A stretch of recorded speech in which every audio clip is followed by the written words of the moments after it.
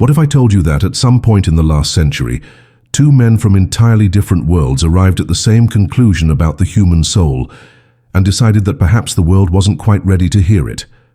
Edgar Cayce, America's sleeping prophet, and Carl Jung, the father of depth psychology, never met in person. One spoke of visions and psychic readings, the other dissected dreams and symbols. But quietly, their paths converged on something both described as the key to understanding the soul, and which barely appeared in their books, lectures, or interviews. Why? What could be so delicate or so dangerous that even two truth-seekers hesitated to share it? When we speak of Cayce and Jung, we're talking about two extremes. On one side, a simple, almost rustic man who entered a trance to answer questions about health, reincarnation, and human destiny. On the other, a rigorous Swiss doctor who revolutionized how we understand the unconscious. But beneath the differences, there was something unsettlingly in common.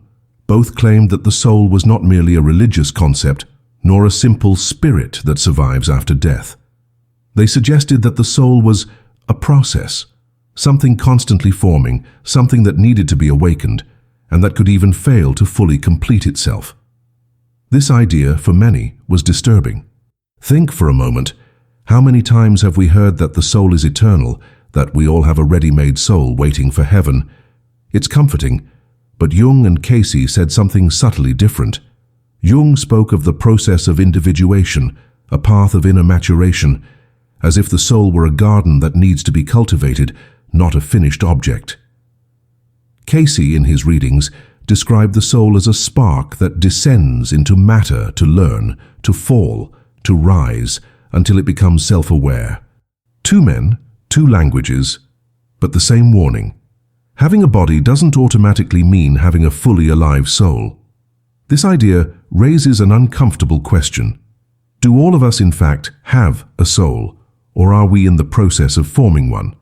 And further, what happens to those who never complete this process? Cayce said in an almost pastoral tone that many lifetimes might be necessary for the soul to remember who it is. Jung, without using the word reincarnation, suggested that the unconscious carries fragments of something much larger than our small biography. And both, at different times, hinted that part of this truth should not be openly discussed. You might wonder, why hide it? What was so explosive about it? Imagine the context. Jung spoke to the scientific community of the early 20th century, men and women who barely accepted the idea of the unconscious, let alone a soul under construction. If he went too far, he would be dismissed as a mystic, a charlatan. Cayce, on the other hand, attended to people seeking healing, comfort, direction. Revealing that the soul might not be ready could cause despair in those already living on the edge of fear. So instead of proclaiming the complete truth, both were cautious. They said bits and pieces, they left clues. And here's a fascinating detail. The pieces they left seemed to complement each other. Jung said that dreams bring messages from the self, a kind of spiritual core that guides a person toward wholeness. Cayce said that in sleep the soul frees itself from the body and touches higher planes. Two different languages, the same image. There is something within us that speaks, that calls, that tries to awaken us, but most do not listen. Most, Cayce said, return to life as one returns to sleep. Perhaps you're thinking, all this is interesting, but where is the shocking truth that was promised? Patience will pay off because the conclusion they both reached, and which few dared to repeat, is not comfortable. It suggests that the soul is not a guaranteed gift, but a commitment, and that living on autopilot, without seeking meaning, can have greater consequences than we imagine. But before we delve deeply into this, we need to understand who these two men truly were, because the strength of this revelation depends on the weight of those who made it. Edgar Cayce was born in 1877 in Kentucky, a simple man, the son of farmers, who from a young age claimed to see things others did not. At 21, he lost his voice after a strange illness. Nothing helped, until in a trance he diagnosed himself and recovered. From then on he would lie on a couch, close his eyes, enter a state of deep sleep and read the body, mind, and even the destiny of those who consulted him. More than 14,000 readings were recorded, and in many of them, Cayce described the soul as a traveler, a force that enters and leaves bodies, learning in each lifetime. Carl Jung was born 2 years later in 1875 in Switzerland. The son of a Protestant pastor, he was intrigued early on by dreams, symbols, and the relationship between religion and the human mind. He became a doctor, studied with Freud, and broke with Freud. He created concepts that seem obvious today: archetypes, the collective unconscious, the shadow. But beneath the technical vocabulary, Jung hid an almost esoteric side. He kept secret journals where he recorded visionary experiences he dared not share with everyone. At the heart of these experiences was an idea that the soul needs to be born within us. And here is the silent convergence. Cayce spoke openly of reincarnation and past lives as lessons. Jung, cautious, spoke of the self as an inner god attempting to emerge. But in letters and manuscripts, he admitted to having studied reincarnation, alchemy, and even Gnostic texts, recognizing that there was something beyond psychology that touched the soul. They didn't know each other, they didn't exchange letters, but their conclusions met in the air, and there was a point on which both seemed to agree. The soul, like a rough diamond, needs to be polished. Otherwise, it remains dormant. And a world full of dormant souls is a dangerous world. Jung said that when people ignore their inner process, the shadow takes over. Violence, hatred, fanaticism. Cayce said that without the awakening of the soul, we repeat the same mistakes, lifetime after lifetime. Now, imagine the responsibility. Imagine knowing this, but fearing the impact a full revelation could cause. Jung opted for partial silence. He spoke in psychological terms, letting the symbols do the work. Cayce spoke to those who sought him out, but in many cases avoided the warning tone he reserved for his closest confidants. And here an uncomfortable question arises. Are we, as a society, still not ready for this truth? Because if Cayce and Jung were right, then the question that should keep us awake at night is not what happens after death, but rather, am I, in fact, becoming a complete soul? Or am I just living day after day without ever awakening? This question has no easy answer. But for some reason, both men believed that the search for this answer was, in itself, what began to form the soul. Disquiet is the first step, and perhaps that is why, more than a century later, we still feel there is something hidden in their works, something that remained between the lines, something we are only now beginning to decipher. Perhaps the most uncomfortable realization is that if Cayce and Jung were right, there is no automatic guarantee that we are complete simply because we were born. This notion, for many, would be unacceptable. Imagine a world where suddenly it was said, "It's not enough to exist, you have to wake up." What would that provoke? Fear, rebellion, or perhaps a sense of urgency, that inner voice whispering, "Don't waste the time you have left." When Jung spoke of individuation, he described something almost invisible yet world-changing, a process in which a person gradually recognizes the denied parts of themselves, the shadow, impulses, contradictions, and by integrating them, begins to approach a greater center, something he called the self with a capital S. It wasn't simply self-knowledge. Jung said that this self is like a presence within us, something that knows more than our conscious mind. And that if we ignore this call, we will live a fragmented life with a void difficult to fill. Cayce, with a different language, said something similar. In his readings, he described the soul as a traveler who comes to the world to remember who it is. He used the word recall many times, as if the soul already knew but had forgotten. And he warned, many souls, when incarnating, become distracted. They fall into patterns, desires, fears, and return to the spiritual world without having awakened to the reason for their being here. Notice how the two visions complement each other. Jung said that throughout life, a person is pushed towards this process of individuation, but can resist, can spend an entire lifetime fleeing from it.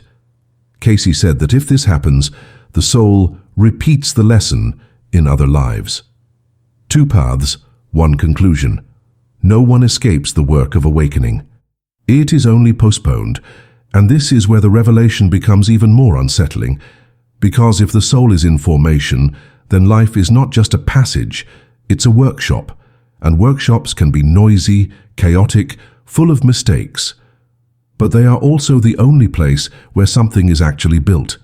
Perhaps that's why Jung used so many metaphors with alchemy. He said that the inner process is like transforming lead into gold, a slow, painful work, but one that changes the very substance of being. Cayce, in turn, said that the soul descends to earth to be polished like a precious stone. Again, two distinct images, the same echo.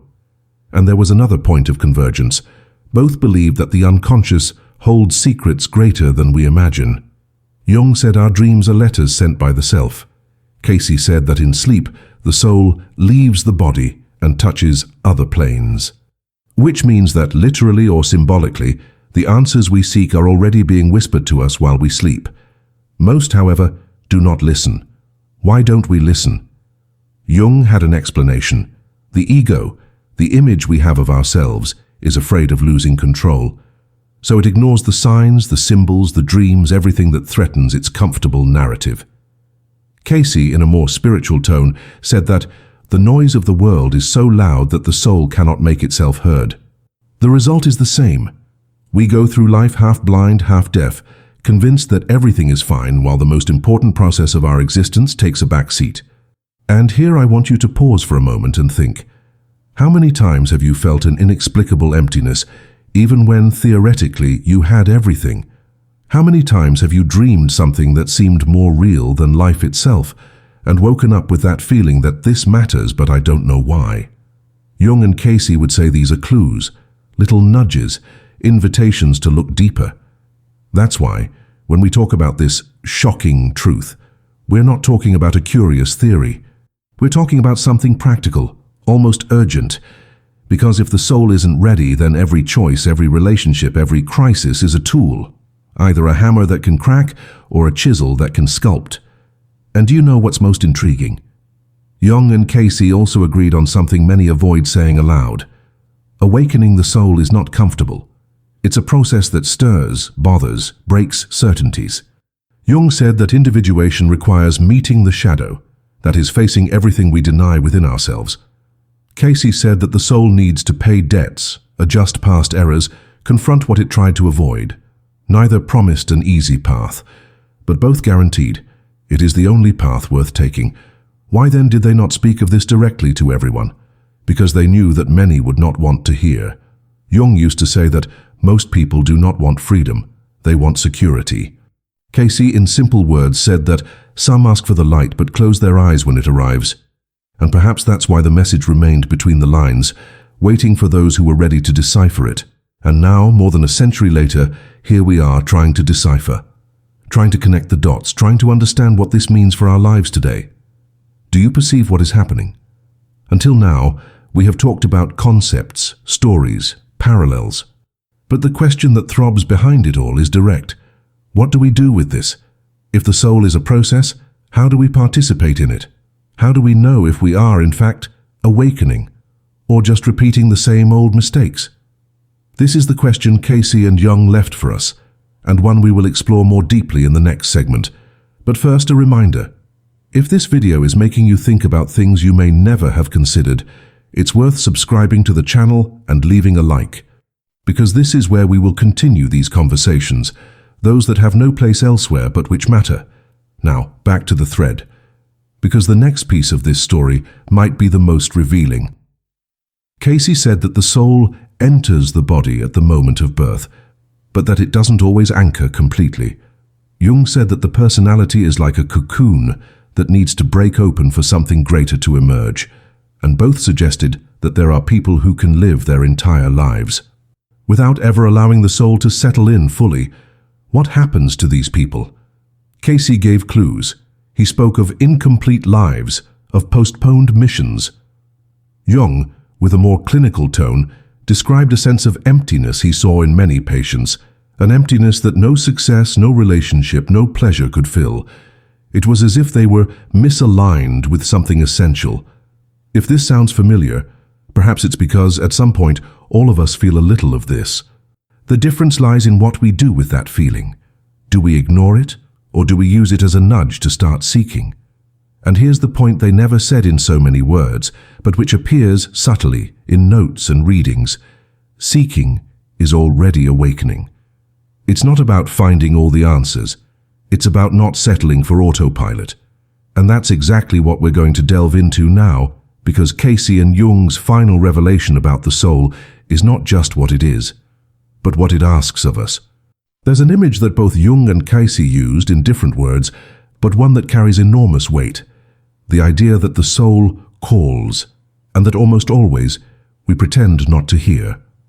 Jung described this call as a strange sensation, a silent discomfort, something that begins to appear in dreams, in crises, in moments when life dismantles our plans. Cayce said that the soul knocks at the door in the form of events that seem like coincidences, but are actually reminders. The difference lies in how we react to this call. Some open up, others close down. And this is where we come to a delicate part of what they hinted at. There is a risk in ignoring the call for too long. Jung, with his analytical coolness, said that what does not come to consciousness returns as fate. In other words, what we avoid looking at, our fears, pains, weaknesses, comes back sooner or later in the form of events. Cayce said something similar, but in spiritual terms. Everything the soul does not learn, it repeats. These are two ways of saying the same thing. This means that a dormant life is not neutral. There isn't just staying on autopilot and everything's fine. Autopilot accumulates. The unresolved grows. What is not faced returns, one way or another. And it's exactly here that the two men's visions grow even closer and bolder. Jung did not speak of reincarnation in public, but he deeply studied Gnostic, alchemical, and Eastern texts. In private letters, he admitted to considering the possibility that the psyche continued beyond a single lifetime. Cayce, in turn, stated plainly, "You have been here before and you will be here again until you understand." Can you feel the weight of that? It's not a threat, but a reminder. The soul is not a medal given for free. It is a work, a commitment. But perhaps the question echoing now is, okay, and how do I know if I am in fact hearing this call? How do I know if I'm waking up or if I'm still sleeping with my eyes open?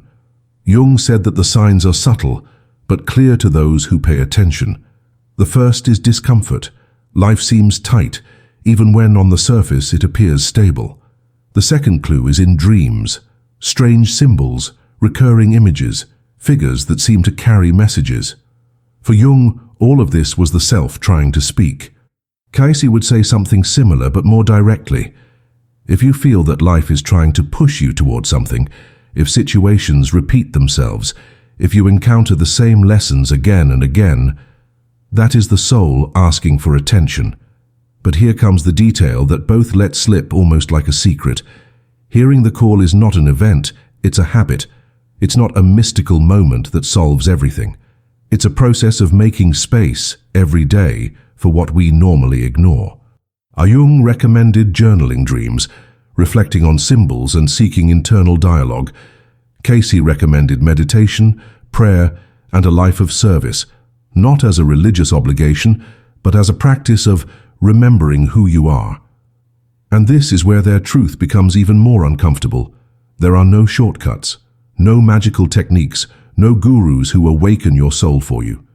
They agreed, each in their own way, that the work is personal. It's you with yourself facing the shadow, integrating the parts, adjusting your course. Now a pause for something that might make you think even more deeply. Both spoke at some point about those who do not awaken, not as a condemnation, but as a warning. Cayce said that some souls return so many times to the same lessons that they end up trapped in cycles of forgetting. Jung, in more clinical language, said that some people live and die on the surface, without ever touching the self. And the lingering question is, what happens to these souls? Cayce said that sooner or later all return to seeking. There is no eternal loss, but there can be a long, long detour. Jung did not speak of returns, but said that the psyche seeks wholeness as a plant seeks light, and that this search never ends. This brings a different kind of responsibility, because it means that every day you sleep is a day the work is postponed. But there is also something hopeful. Every small movement of seeking already counts. You don't have to understand everything or be perfect. The simple act of asking, "Who am I? Why am I here?" is already part of the awakening. And here, perhaps, is the revelation that Cayce and Jung never said aloud, but which permeates everything they wrote, said, and suggested. The soul is not something you have. It is something you make. Think about that. If the soul is a process, then every choice matters. Every time you ignore it, it falls asleep a little more. Every time you listen, it wakes up a little more. And if that's the case, life changes perspective. Because then, it's no longer about waiting for death to see what happens. It's about using life to let something be born. Jung spoke of this in almost philosophical terms. The privilege of a lifetime is to become who you truly are. Cayce said in more spiritual terms, the purpose of life is to express the soul of God that is in you. Two phrases, two styles, the same essence. Now take a breath and realize what all this means for us today. Because this is where their story becomes our story. We are not talking about two distant men with interesting theories. We are talking about an idea that can change the way you look at what you live, feel, and even suffer. If the soul is a process, then pain also plays a role. Jung said that moments of crisis are forced invitations from the self. Cayce said that pain is a chance to recall what you have forgotten, and perhaps this explains why some of the greatest transformations in our lives begin in the worst moments. Because it's when everything falls apart that the call becomes impossible to ignore. But what if even then we try to ignore it? Jung said that the psyche has mechanisms of insistence. The same problems return, the same patterns repeat, until the lesson is learned. Cayce said that the soul is patient, but it does not tire. This means that sooner or later the search finds us, and this leads us to the inevitable question: did Cayce and Jung keep this truth to protect others, or to give us the chance to discover it for ourselves? Perhaps both. Because there is an enormous difference between hearing a truth and discovering it within yourself. Jung believed that if he said everything directly, people would understand with their minds, but not with their souls. Cayce believed that some revelations need to be awakened by the seeker's own experience. And perhaps that's why we are here, more than a century later, talking about this. Perhaps because this truth was never meant to be handed to us on a silver platter, but to be called forth, provoked, remembered. And now we come to a critical point in the video. Because the next step is no longer about what Cayce and Jung said. It's about what it means for you, for your life, for what you can still do while you still have time. Now let's connect the final dot. What exactly did the two suggest in almost coded words that the soul asks of us? And what changes when we actually begin to answer that call? Perhaps you've noticed that until now, we've talked about Jung and Cayce as if we were deciphering an ancient map, putting clues together.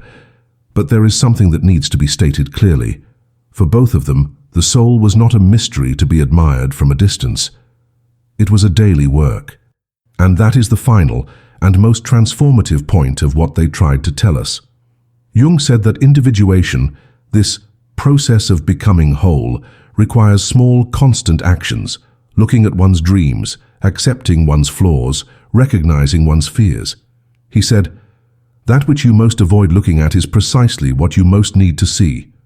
Cayce said the same in another language. You grow every time you act from love, even if it costs you something. In other words, the soul does not grow with time, but with the use of time. This sounds simple, but it is anything but easy. Because, as Jung explained so often, the ego will fight. It wants comfort. It wants to maintain the story it invented about who we are. It will say, don't look at that. Don't touch that.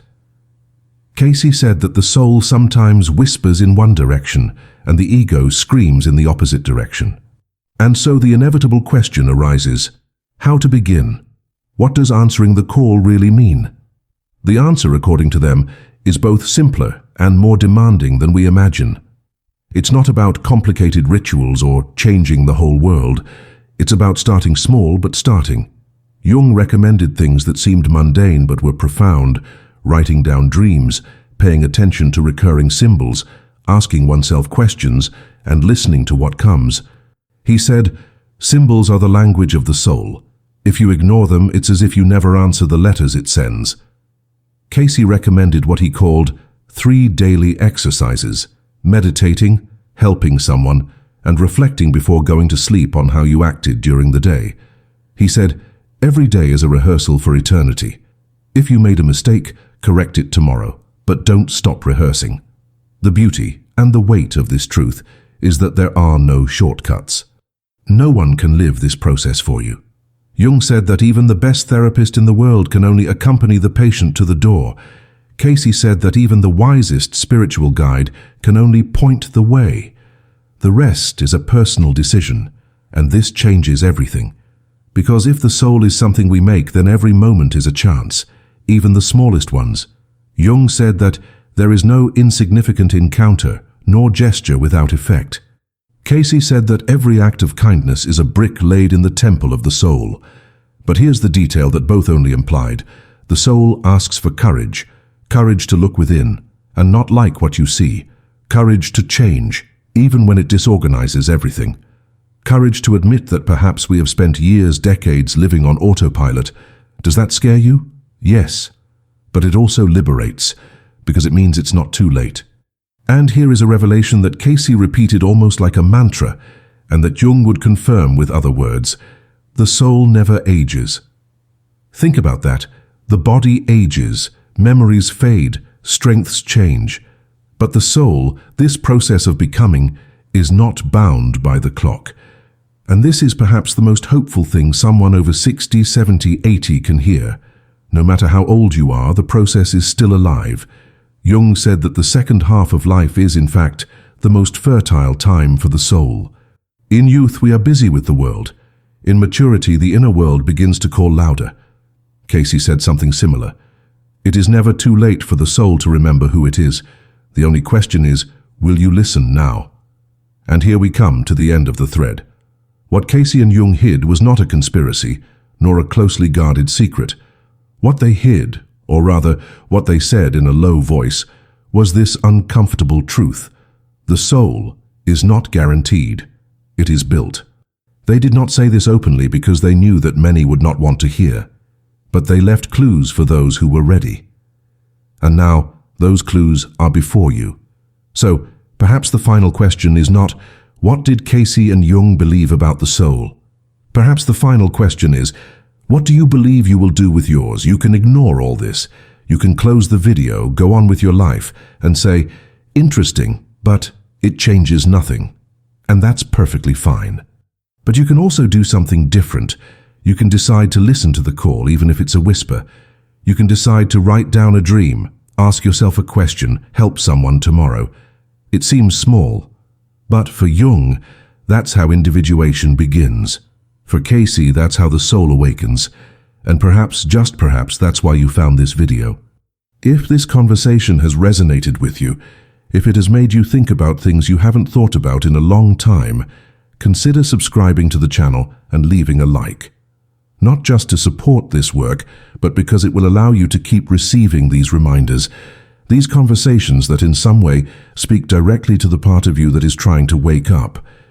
Because in the end, what Cayce and Jung wanted was not for you to believe in them. They wanted you to believe in yourself. And perhaps that is the secret that was never truly hidden. It was just waiting for you to realize.